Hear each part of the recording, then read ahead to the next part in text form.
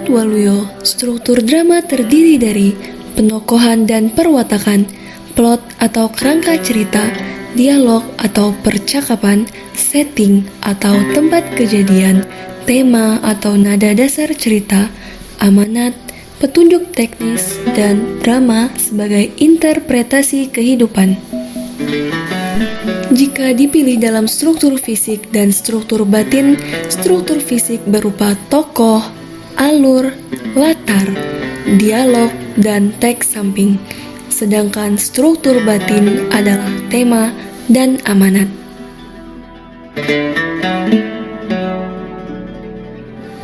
Penokohan dan perwatakan berdasarkan klasifikasi tokoh.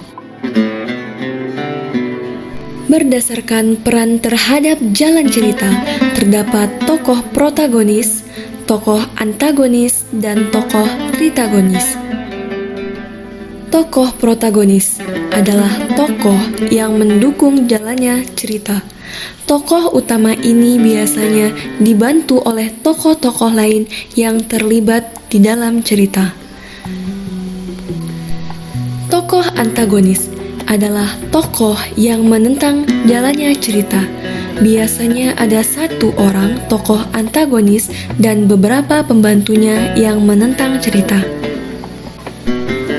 Tokoh tritagonis yaitu tokoh pembantu, baik untuk tokoh protagonis maupun untuk tokoh antagonis.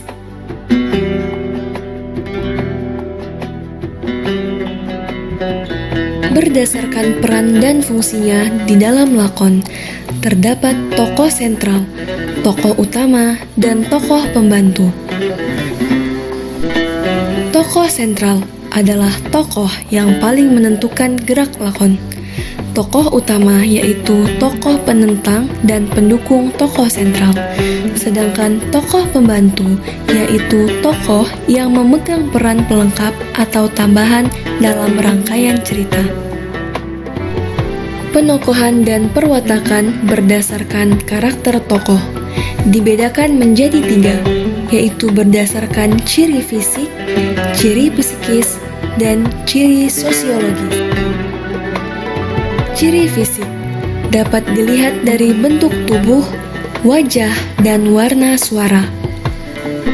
Ciri psikis berkaitan dengan watak, kegemaran, standar moral, temperamen, ambisi, cita-cita, dan kompleks psikologi yang dialami tokoh. Sedangkan ciri sosiologis berkaitan dengan keadaan sosiologis tokoh seperti status sosial dan jabatan, kelas sosial, ras, agama, dan ideologi.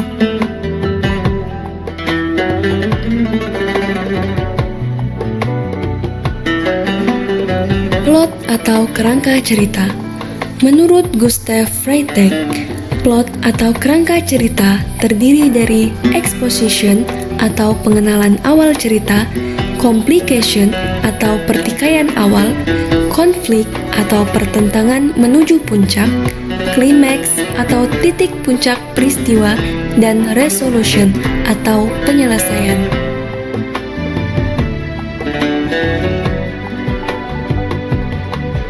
Pada tahap pengenalan diceritakan gambaran tokoh, latar, suasana, dan problem yang dialami tokoh.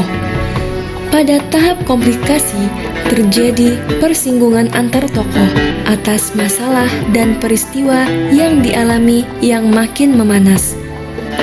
Pada tahap pertentangan atau konflik terjadi pertentangan antar tokoh yang makin memuncak. Pada tahap klimaks terjadi konflik atau pertentangan puncak. Pada tahap terakhir, tahap penyelesaian. Penyelesaiannya suka maupun duka. Bila naskah berakhir dengan duka cita, orang menamakannya dengan drama tragedi. Namun bila berakhir dengan suka, orang menamakannya dengan drama komedi. Namun demikian, naskah yang baik biasanya penyelesaian masalah atau akhir cerita dibuat secara menggantung. Di dalam drama dikenal ada 3 jenis alur cerita. Yang pertama, alur linear, yaitu peristiwa atau kejadian berurutan dari awal berupa eksposisi, komplikasi, kemudian tengah ada konflik dan klimaks, dan akhir yaitu resolusi. Kemudian yang kedua yaitu alur mundur atau flashback.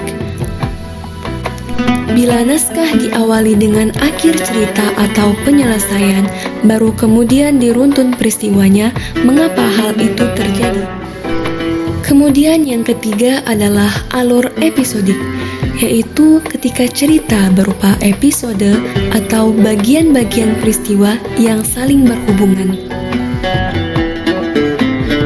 Setting atau latar cerita. Setting atau tempat kejadian terkait juga dengan waktu dan suasana.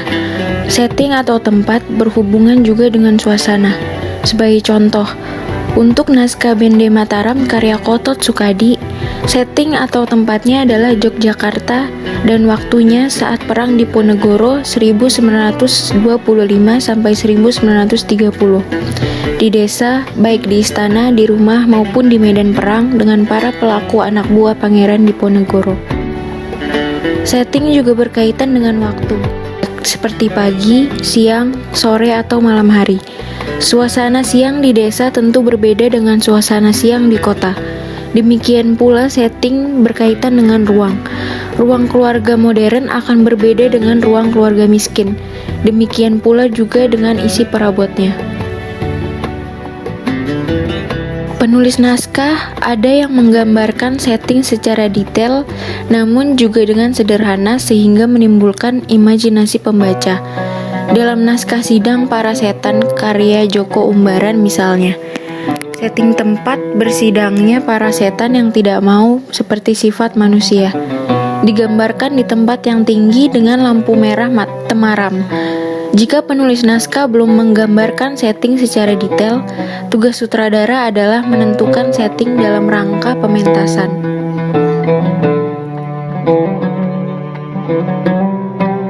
4. Dialog. Dialog adalah komunikasi antar tokoh yang dapat dilihat dan didengar langsung oleh penonton apabila dalam bentuk pementasan. Ciri khas naskah drama adalah pemakaian dialog. Penulis menggunakan ragam lisan untuk menuliskan dialog. Ragam lisan yang dimaksud adalah ragam lisan yang komunikatif dan bukan ragam tulis.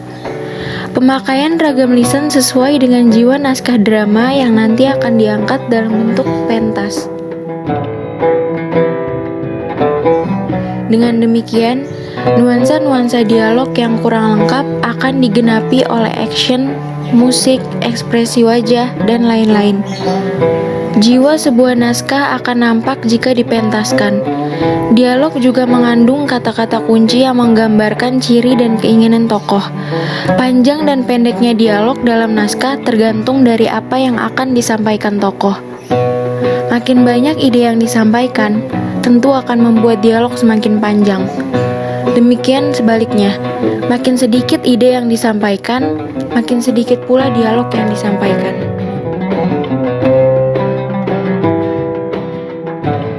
5. Tema atau nada dasar cerita. Tema merupakan gagasan pokok yang terkandung dalam drama. Tema berhubungan dengan premis dari drama tersebut yang berhubungan pula dengan nada dasar dari sebuah drama dan sudut pandang yang dikemukakan oleh pengarangnya. Tema merupakan struktur dalam dari sebuah karya sastra. Tema juga berhubungan sudut pandang pengarang yang memandang dunia ini, apakah dari segi bahagia, duka, mengejek, mencemooh, harapan, ataukah kehidupan ini sama sekali tidak bermakna.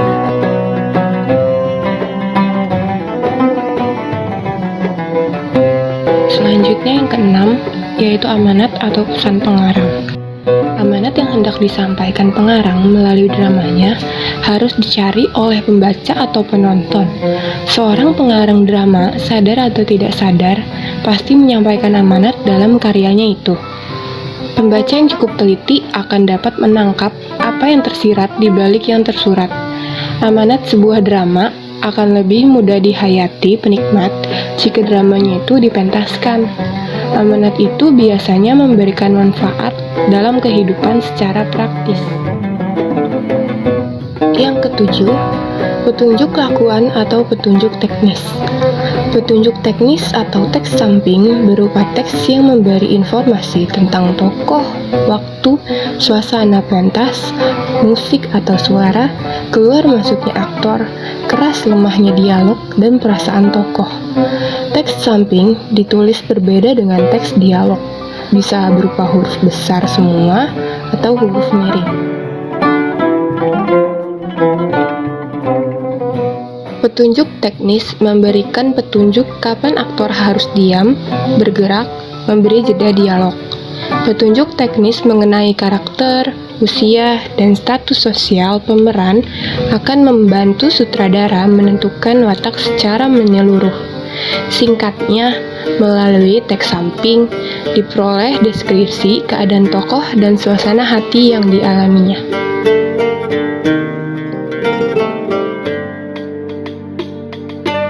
Yang kedelapan, drama sebagai interpretasi kehidupan.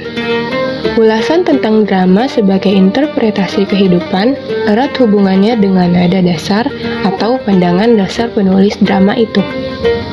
Sebagai interpretasi terhadap kehidupan, drama mempunyai kekayaan batin yang tiada tara. Kehidupan yang ditiru oleh penulis drama lakon diberi aksentuasi sesuai dengan sisi kehidupan mana yang akan ditonjolkan oleh penulis. Yang terakhir yaitu kesimpulan. Persoalan yang dihadapi dalam naskah drama adalah konflik manusia berupa lakuan yang tercermin dalam dialog dan petunjuk lakuan. Materi konflik dialami dari kehidupan yaitu hubungan antar manusia, hubungan manusia dengan alam, dan hubungan manusia dengan Tuhan. Kisah perjalanan manusia dan berbagai peristiwanya adalah materi konflik drama sejak lahir dan mati, nikah dan cerai, melakukan kejahatan dan hukuman, perang dan damai. Sedangkan temanya berupa keberanian dan kepengecutan, kesetiaan dan pengkhianatan, keserakahan dan murah hati. Emosinya berupa kemarahan, cinta, benci, ketakutan, dan kenikmatan. Penulis dengan pandangannya menulis naskah, dan kemudian dinikmati oleh pembaca. Drama sebagai karya sastra dibaca oleh penikmatnya tanpa harus dipentaskan.